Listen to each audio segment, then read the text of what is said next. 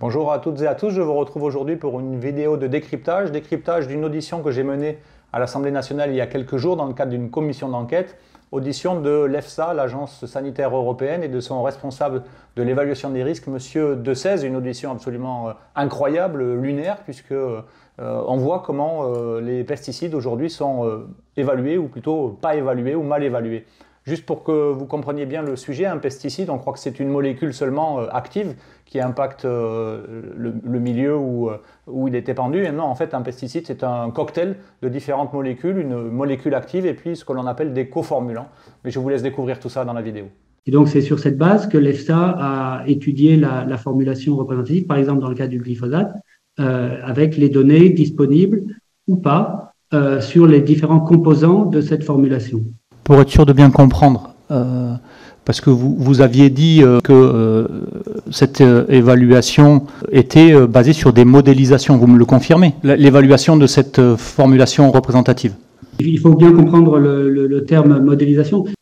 Enfin, ce que j'ai dit et qui peut-être peut être interprété comme une modélisation, c'est que la façon d'étudier la toxicité des produits chimiques en général, que ce soit à l'ECA ou à l'EFSA ou ailleurs, quand un produit chimique est composé d'une multitude de composants différents, c'est d'aller regarder la toxicité de chacun des composants ou des composants dont on sait qu'ils vont poser problème, et pour pouvoir ensuite, avec cette connaissance individuelle des composants, modéliser, c'est peut-être ça votre question, modéliser la toxicité qu'on attend de la formulation elle-même. Donc pour bien comprendre ce que vous venez d'entendre, je vais prendre un exemple très simple que vous avez en tête, c'est celui du Mentos et du Coca-Cola. En fait, quand vous mettez un Mentos dans un Coca-Cola, ça mousse à n'en plus finir. Et ce que vient de nous dire Monsieur Decèze, responsable de l'évaluation des risques à l'EFSA, c'est que lui, il regardait le Mentos, il regardait le Coca-Cola, mais les effets de l'un associés à l'autre, il s'en fichait complètement, ou plutôt il les modélise, c'est-à-dire qu'il prend sur un coin de table un bout de papier, il dit ça pose pas de problème, ça n'en pose pas non plus, et donc forcément, sans faire d'expérience particulière, on va déduire que ça ne pose pas de problème. Et ça, c'est contraire à la réglementation qui impose d'avoir une analyse de l'effet cocktail de tous ces éléments qui rentrent dans la composition des pesticides. Et c'est d'ailleurs la question que je vais lui reposer.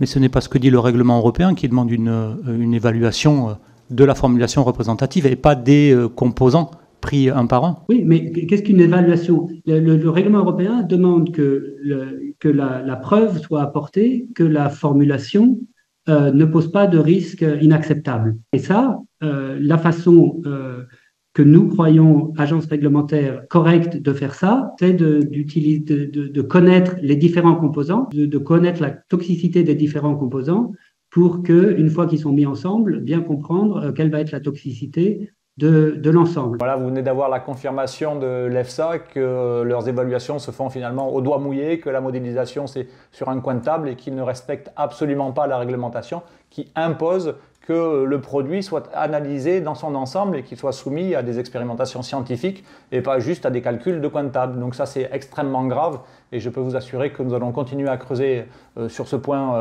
particulier des faillites de l'évaluation du glyphosate et des pesticides, que cela n'en restera pas là. Je vous dis à très bientôt, portez-vous bien.